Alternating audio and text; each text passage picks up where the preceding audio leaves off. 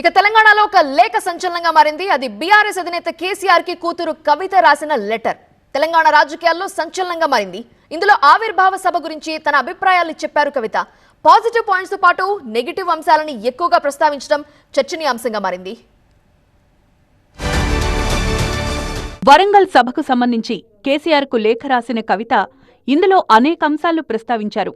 ఈ సభతో క్యాడర్ నైతికంగా బలపడిందని తెలిపారు. ఆపరేషన్ కగారు మీద మాట్లాడడం చాలా నచ్చిందని, కాంగ్రెస్ ఫెయిల్ అని చెప్పిన తీరు బాగుందని అభిప్రాయపడ్డారు. సభలో రేవంత్ రెడ్డి పేరు తీయకుండా మాట్లాడడం చాలా మందికి నచ్చిందన్నారు. సీఎం రేవంత్ విమర్శలు చేస్తున్నా కేసీఆర్ హుందాగా వ్యవహరించారని అన్నారు. సభలో కేసీఆర్ పోలీసులకిచ్చిన వార్నింగ్ కూడా బాగుందన్నారు. ఈ భారీ సభకు సంబంధించిన నెగటివ్ ఫీడ్బ్యాక్ను కూడా కేసీఆర్కు లేఖలో వివరించారు కవిత. కేసీఆర్ స్పీచ్లో ఇంకాస్త పంచ్ ఉండాల్సిందని అభిప్రాయపడ్డారు. తెలంగాణ తల్లి విగ్రహాన్ని మార్చడం, తెలంగాణ గీతం గురించి కేసీఆర్ మాట్లాడతారని అంతా భావించారని తెలిపారు.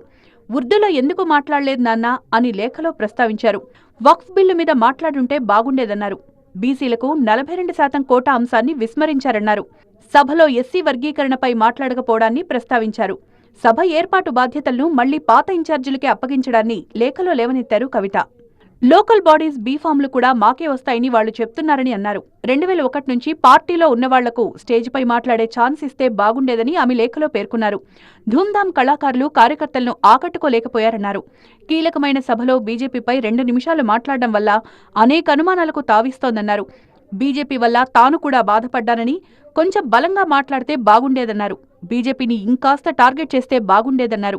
జిల్లా స్థాయి నేతలు, ఎమ్మెల్యేలు మిమ్మల్ని కలవలేకపోతున్నామని బాధపడుతున్నారని, కొందరిని మాత్రమే కలుస్తారని భావిస్తున్నారని తెలిపారు.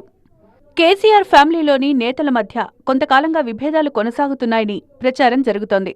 ఈ క్రమంలో కవిత లేఖ గురించి అటు బీఆర్ఎస్, ఇటు రాజకీయ వర్గాల్లో ఆసక్తికర చర్చ జరుగుతోంది.